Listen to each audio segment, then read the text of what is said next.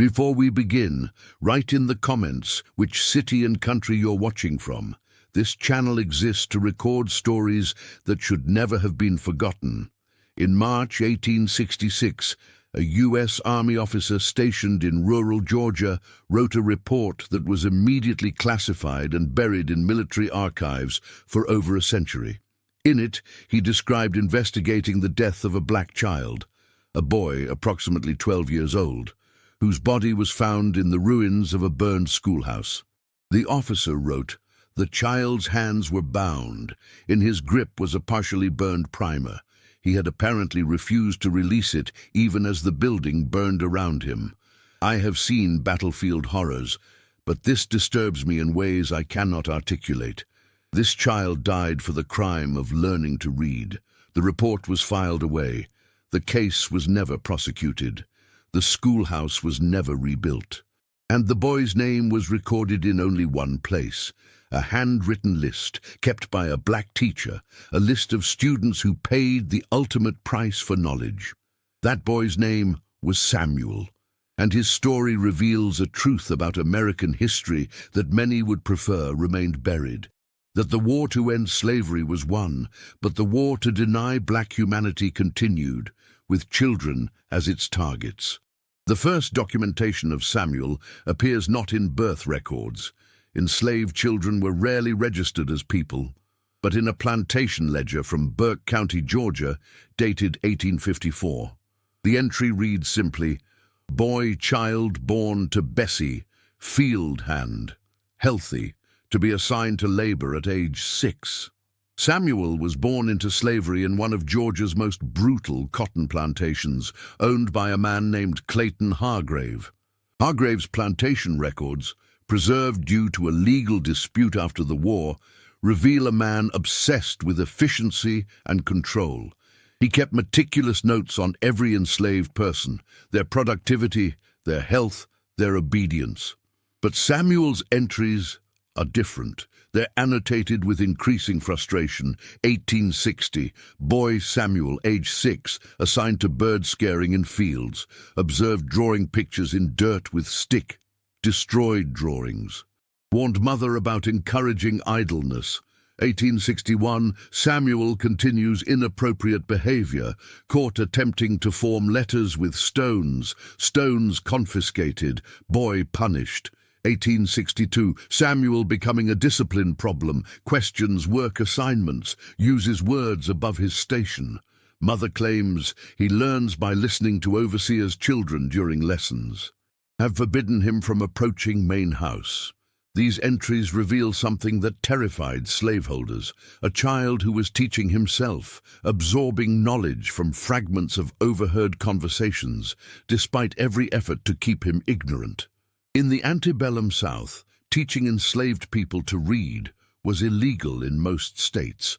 Georgia's law, passed in 1829, made it a crime punishable by fine or whipping.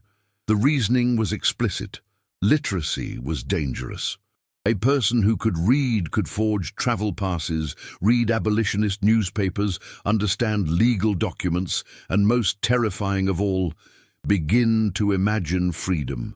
But Samuel was learning anyway, and that made him, even as a child, a threat. The Civil War reached Georgia in 1864. Sherman's march to the sea brought Union troops through Burke County in November of that year. The Hargrave plantation, like thousands of others, was destroyed. Enslaved people were declared free under the Emancipation Proclamation and the advance of Union forces. Samuel was 10 years old when freedom came. A Union chaplain named Reverend Marcus Webb kept a diary during the occupation of Georgia. His entry from November 20th, 1864, describes the scene, arrived at the Hargrave place today. The enslaved people here are cautiously jubilant. They have heard of freedom, but do not quite believe it is real. Many are sick, malnourished. We are providing what aid we can. One boy, perhaps 10 years old, approached me with unusual boldness. He asked, "Sir, is it true that free children go to school?" I told him yes. He asked, "Can I go to school now?" I told him that schools for colored children are not yet established here, but they will come. He said, I can already read some words. I taught myself. Will they punish me for that now? I assured him no one would punish him for learning. He began to cry. It was the saddest and most hopeful thing I have witnessed in this war. That boy was Samuel. But before we continue, I want you to write in the comments. What would you risk everything for? What would you die for? Keep that in mind as this story unfolds. The period immediately following the Civil War, known as Reconstruction, was a time of dramatic possibility and violent resistance. The 13th Amendment, ratified in December 1865, officially abolished slavery throughout the United States. For the first time, black people in the South were legally free. But legal freedom and actual freedom were not the same thing. In Georgia and across the former Confederacy, white authorities immediately began implementing what became known as black codes, laws designed to restrict the freedom of black people and maintain white supremacy. These codes controlled where black people could work, where they could live, and what they could do. In many counties, black children were forced into apprenticeships that were slavery by another name, and education, the ability to read, write, and think independently, was seen as the greatest threat of all. The Freedmen's Bureau, a federal agency created to help formerly enslaved people transition to freedom, began establishing schools across the South. These schools were met with immediate violent resistance. Between 1865 and 1870, over 600 black schools were burned in the South. Teachers were beaten, driven out, or killed. Students were threatened, attacked, and murdered. This wasn't random violence. It was systematic terrorism designed to send a message. Black people would not be allowed to educate themselves. Knowledge was power, and power would not be shared.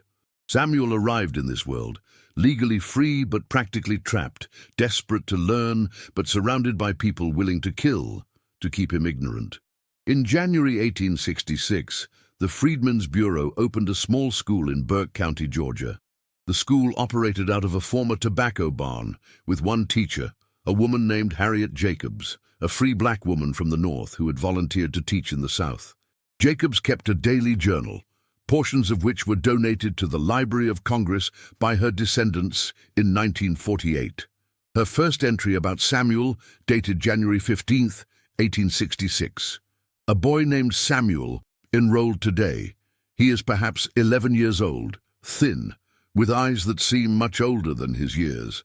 When I asked if he knew any letters, he recited the entire alphabet and then wrote his name with careful, shaking precision. When I asked where he learned, he said, I watched, I listened, I remembered. I asked what he wanted to learn. He said, everything. I want to learn everything, ma'am, before they stop me.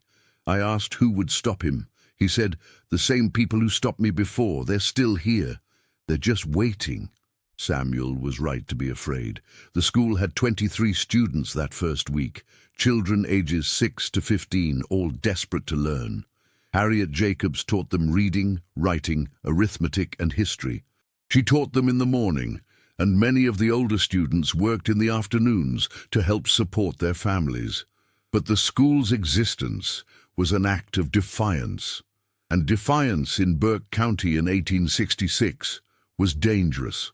Local white residents began a campaign of intimidation immediately.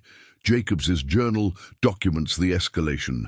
January 22nd, men on horseback rode past the school 3 times today, slowly, watching. They said nothing, but the threat was clear. January 28th, someone painted warnings on the school building last night. Let's go back to the fields. I cleaned it off before the children arrived. February 3rd, 2 students did not come to school today. Their parents received visits from night riders who warned them that book learning will get your children killed. I'm trying to remain calm for the students, but I'm terrified. February 10th. Samuel asked me today if I was afraid. I told him no, which was a lie. He said, you should be afraid, Miss Jacobs, but please don't stop teaching. If you stop, they win, and I can't let them win. Not about this. Samuel was 11 years old when he said this. The violence escalated through February. Jacob's journal entries become shorter, more frightened. February 15th, a brick thrown through the window during class. 3 children cut by glass. We continued the lesson after treating their wounds. February 20th, enrollment is down to 15 students. Parents are too frightened to send their children. I understand, but my heart breaks. February 25th, Samuel brought me a knife today. He said his mother wants me to have it for protection. I cannot accept a weapon, but the fact that a child feels he must arm his teacher tells you everything about this place. On the night of February 28, 1866, a group of men, some estimated at 20, others said more, surrounded the school building. They demanded that Harriet Jacobs leave Georgia immediately and that the school be shut down. A Freedmen's Bureau report, filed 3 days later by Bureau Agent Thomas Crawford, describes what happened. On the evening of February 28th, I received word that the colored school in Burke County was under attack. I arrived to find Miss Jacobs barricaded inside the building with several students who had remained after class. A mob of white men, some masked, some not, surrounded the building. They were shouting threats and demands. I identified myself as a federal agent and ordered them to disperse. They laughed at me. One man, later identified as the former overseer of the Hargrave plantation, Cyrus Miller, stated, "You Yankees don't run this county anymore. These Nunderas need to learn their place, and that place is not in a schoolhouse." I drew my weapon and repeated my order. The mob retreated, but not before Miller shouted, "This isn't over. We'll burn you all out." Inside the schoolhouse that night were Harriet Jacobs and 4 students who had stayed late. One of them was Samuel. Jacobs wrote in her journal, "Samuel refused to leave even when I begged him. He said, 'If I run now, I'll run forever. I want to learn, Miss Jacobs. I want to know things. I want to be free inside my head, even if they kill my body.' I have never heard a child speak with such clarity and such tragedy." After the attack, federal troops were assigned to protect the school, 2 soldiers who stood guard during the day. But Burke County was a large territory, and 2 soldiers could not protect against a determined mob. The school continued operating through March, but enrollment dropped to just 8 students. Most families were too frightened. Those who continued to send their children were ostracized, threatened, and in some cases physically attacked. But Samuel never missed a day. Harriet Jacobs' journal entries from March 1866 document his progress. March 5th, Samuel is reading at a level far beyond his peers. He has finished the primer and is now reading from the Bible with complete comprehension. I asked him how he learned so quickly. He said, "I'm making up for lost time, Ma'am. Every day I couldn't read was a day stolen from me. I'm trying to steal it back." March 12th. Samuel asked me today about slavery. He wanted to know how it was legal for people to own other people. I tried to explain the laws, the history, the justifications white people used. He listened carefully, then said, "So they made up rules to make evil legal, which means rules can be wrong, which means we have to decide what's right ourselves." He's 11 years old and has more moral clarity than most adults I know. March 18th. I caught Samuel staying after school to copy pages from our books. He is creating his own personal library, pages of careful handwriting that he keeps hidden. I asked why. He said, "In case they burn the school, I want to still have the words. They can burn the building, but they can't burn what's in my head." I wept after he left. But the mob that had threatened the school in February was not idle. They were planning something far worse.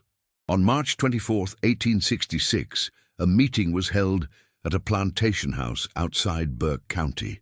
No official record exists. Such meetings were deliberately unrecorded. But testimony given years later in an unrelated case describes what was discussed. The meeting included former plantation owners, Confederate veterans, and local merchants. They discussed the Negro problem, their term for black people attempting to exercise their freedom.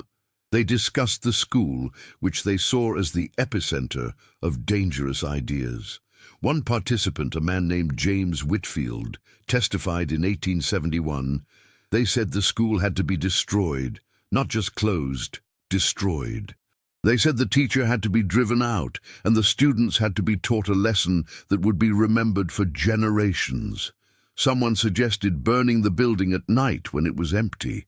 But Miller, Cyrus Miller, the former overseer, said that wasn't enough. He said, "These naives need to see what happens when they forget their place. We need an example." He proposed burning it during class with the students inside. The testimony continues. Most of the men were silent. I think some of them were horrified, but no one spoke against it. Fear of being called a nutter lover or a union sympathizer kept everyone quiet. And in that silence, the plan was made. The attack was scheduled for March 28, 1866, a date chosen because the federal soldiers guarding the school would be in town that day, testifying in a civil case. On the morning of March 28th, Harriet Jacobs arrived at the school to find only 6 students waiting. 2 had been forbidden by their parents to attend. Samuel was there, as always. Jacobs' final journal entry, dated March 28, 1866 morning. Enrollment continues to decline. I do not know how much longer we can sustain this school, but as long as even one student shows up, I will teach. Today, Samuel brought me a gift, a flower he picked on his walk here. He said, "Thank you for not giving up on us, Miss Jacobs." I told him I would never give up. I pray I can keep that promise. Classes proceeded normally that morning. Jacobs taught reading and arithmetic. The 6 students, Samuel, 2 girls named Ruth and Grace, and 3 younger boys, practiced their letters and read from the primer. Around noon, Jacobs dismissed class. The younger children left quickly. Ruth and Grace departed shortly after. But Samuel remained, as he often did, to practice his writing. At approximately 12:30 p.m., Harriet Jacobs heard horses approaching. She looked out the window and saw what she would later describe as at least 15 men, some masked, all armed. She told Samuel to run. He refused. The mob surrounded the building. Cyrus Miller, the former overseer, shouted for Jacobs to come out. She stepped outside, hoping to draw them away from Samuel. She later testified, "I thought if they saw only me, they might let the boy escape. I was wrong." Miller demanded that Jacobs leave Georgia immediately and never return. When she refused, he told her they would burn the school. She said, "Burn it then, but let the child inside leave first." Miller smiled. He said, "No, the boy stays. He's the worst of them. Too smart, too bold, too dangerous. We're going to make an example." Jacobs tried to run back inside. 2 men grabbed her and held her. She screamed, she fought, she begged. The mob doused the building with kerosene. Then they set it on fire. What happened next is documented in multiple sources, all of them horrifying. Harriet Jacobs' testimony to federal authorities, March 29, 1866. "I could hear Samuel inside. He was screaming for help. I fought against the men holding me. I pleaded with them. I offered them money, my life, anything. They just laughed." Miller said, "Listen to that scream. That's the sound of justice." The fire spread quickly. The building was old, dry wood. Within minutes, it was completely engulfed. Samuel's screams stopped. I don't know if that was because he lost consciousness or because he died. I will hear those screams for the rest of my life. Federal Agent Thomas Crawford's report, March 29, 1866. "I arrived at the scene approximately 30 minutes after the attack, having been alerted by a colored resident who witnessed the assault. The schoolhouse was completely destroyed. Nothing remained but ash and charred timber. In the ruins, we found the body of a colored boy, approximately 11 or 12 years of age. His hands were bound with rope. In his grip was a partially burned book, a children's primer. The boy had apparently refused to release the book, even as he burned. The image will haunt me forever." Coroner's report, Burke County, March 30, 1866. "Deceased, Negro boy, approximately age 11, identified as Samuel. No last name recorded. Cause of death, immolation. Evidence suggests hands were bound prior to death, burns consistent with being trapped in a building fire. The deceased was found holding a book, suggesting he may have been unable to escape due to restraints. No arrests have been made. Investigation remains open. The investigation did not remain open for long. Within a week, it was closed. No one was ever arrested. No one was ever charged. No one was ever held accountable. Samuel died because he wanted to learn. He died because he refused to accept that his freedom didn't include the right to read. He died because a society built on white supremacy could not tolerate the existence of a black child who was intelligent, bold, and unwilling to be silent. And he died holding a book, a final act of defiance that said, "You can kill me, but you cannot kill my desire to learn." Harriet Jacobs left Georgia immediately after Samuel's death. She returned to the North and spent the rest of her life advocating for black education. She never taught in the South again. The trauma was too severe. But she kept writing. In 1868, she published an anonymous essay in an abolitionist newspaper titled "The Boy Who Would Not Let Go." In it, she described Samuel without using his name. He was 11 years old. He had been enslaved for the first 10 years of his life. When freedom came, he did not ask for money or land or revenge.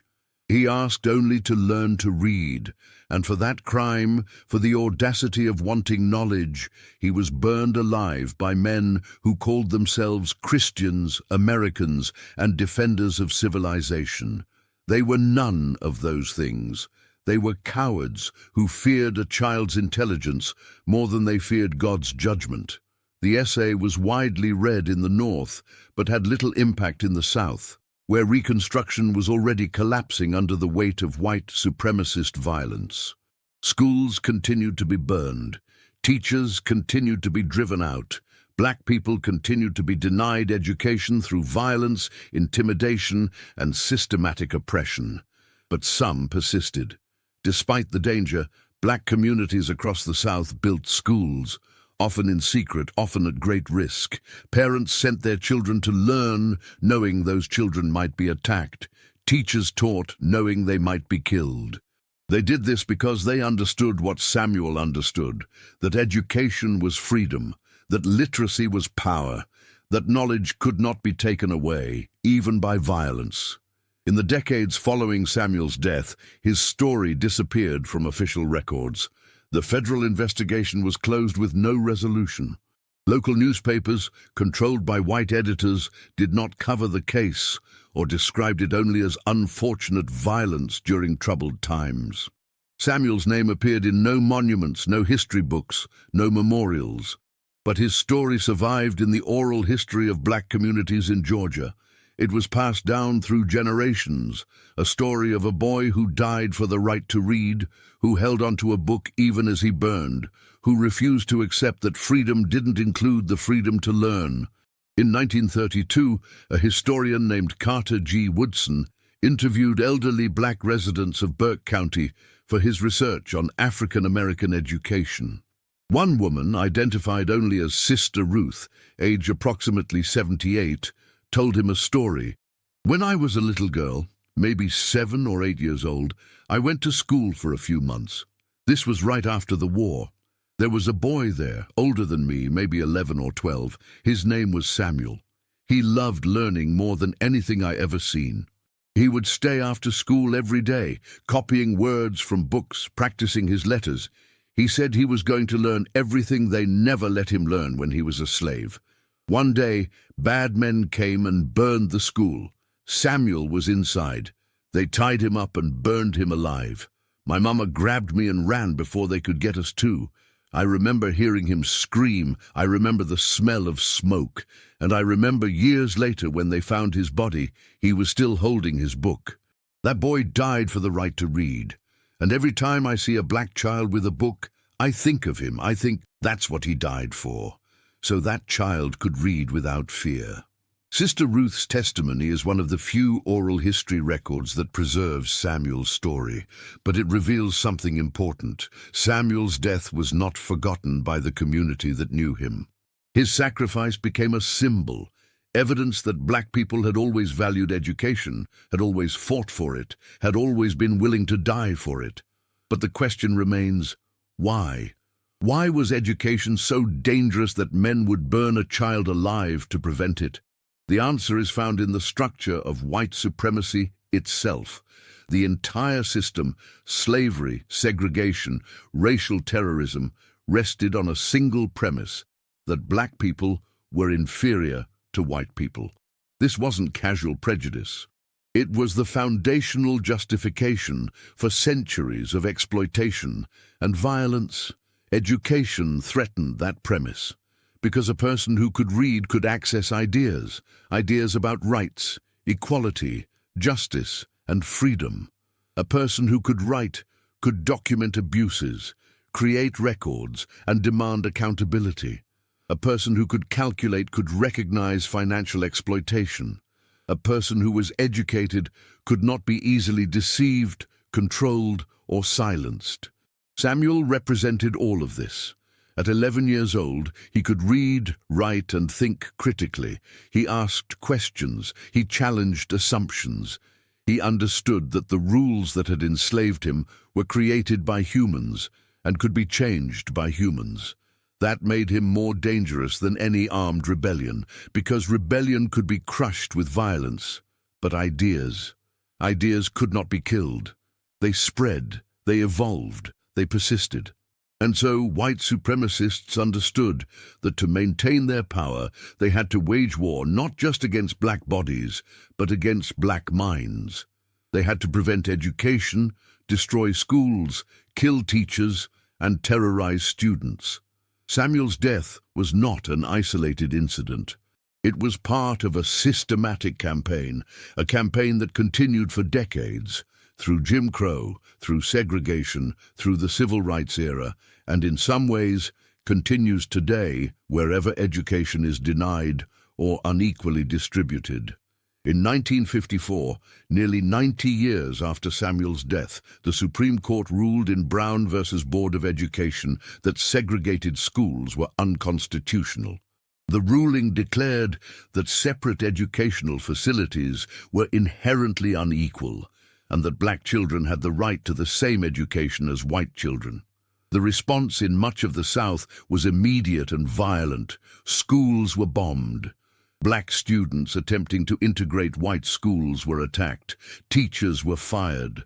Officials closed entire school systems rather than integrate, because the fear hadn't changed. The fear of educated black people, the fear that had killed Samuel in 1866, was still alive in 1954, in 1964, in 1974. That fear persists because the truth Samuel represented is still dangerous, that black intelligence, black humanity, and black potential cannot be suppressed no matter how much violence is applied. That every attempt to deny education, to limit access, to create separate and unequal systems is an admission that those in power fear what black people will achieve when given equal opportunity. Samuel died before he could grow up, before he could become whatever he might have become, a teacher, a writer, a leader, a father. The world will never know what he could have accomplished. That is the tragedy of his death. But his death also proves something that no amount of propaganda could erase, that the hunger for knowledge cannot be killed. That even in the face of death, some people will choose learning over safety, that a child would rather burn holding a book than live in ignorance. That is the legacy Samuel left behind. In 2016, exactly 150 years after Samuel's death, a small group of historians and community members in Burke County, Georgia, placed a marker near the site where the schoolhouse once stood. The marker reads, "In memory of Samuel and all who died in pursuit of education during Reconstruction, they were murdered for the crime of learning. We remember them, so their sacrifice was not in vain." The marker is small, easily missed. There was no ceremony, No official recognition from the state or federal government. Just a few people who believed that Samuel's story deserved to be told. Because here is the truth that history often tries to hide. Reconstruction was not just a political period. It was a war over who would have access to power, to knowledge, to full humanity. And that war was fought not just in legislatures and courtrooms, but in schoolhouses, where children like Samuel dared to believe that freedom meant the right to learn. They won that war. Not immediately, not easily, but eventually. Because despite the burnings, the beatings, and the murders, black people built schools. They educated themselves and their children. They created institutions that produced teachers, doctors, lawyers, writers, scientists, and leaders. Every black person who has ever graduated from school is part of Samuel's legacy. Every black child who reads a book without fear is living the freedom he died for. That is what they tried to destroy when they burned that schoolhouse in 1866. They tried to destroy the possibility that black people would be educated, empowered, and equal. They failed. Samuel died. But the dream he represented, the dream of knowledge, of freedom, of full humanity, survived. And that is the most powerful act of defiance, to die believing in a future you will never see, trusting that others will continue the fight you began. The last document related to Samuel's case is a letter written in 1867 by Harriet Jacobs to a friend in Boston. The letter was discovered in a private collection in 2003. Dear friend, you asked me if I regret opening the school in Georgia, knowing what happened. You asked if Samuel's death was worth it. I've thought about this question every day for the past year. Here is my answer. Samuel's death was not worth it.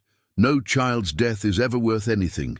He should be alive, he should have grown up, he should have had the chance to be whatever he wanted to be. But here is also the truth. Samuel chose to stay in that schoolhouse. When I told him to run, he refused. He said, "If I run, they win."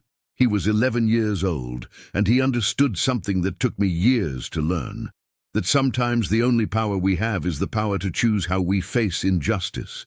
Samuel chose to hold on to that book. He chose learning over survival. He chose defiance over submission. And in doing so, he proved that you cannot destroy the human spirit with fire. You can kill the body, but you cannot kill the desire for knowledge, for freedom, for dignity. I will carry the guilt of his death for the rest of my life, but I will also carry the memory of his courage. And I will tell his story to everyone who will listen, so that people understand what was sacrificed for the right to read, to learn, to be fully human. Samuel is dead, but what he died for, that lives on. With sorrow and hope, Harriet. If this story moved you, leave a like, share it with someone who needs to hear it, and subscribe to this channel. History like this needs to be remembered, not because it's easy to hear, but because it's necessary to understand. These stories of resistance, sacrifice, and resilience are what built the foundation for every freedom we have today. We honor them by remembering. We honor them by continuing the fight they started.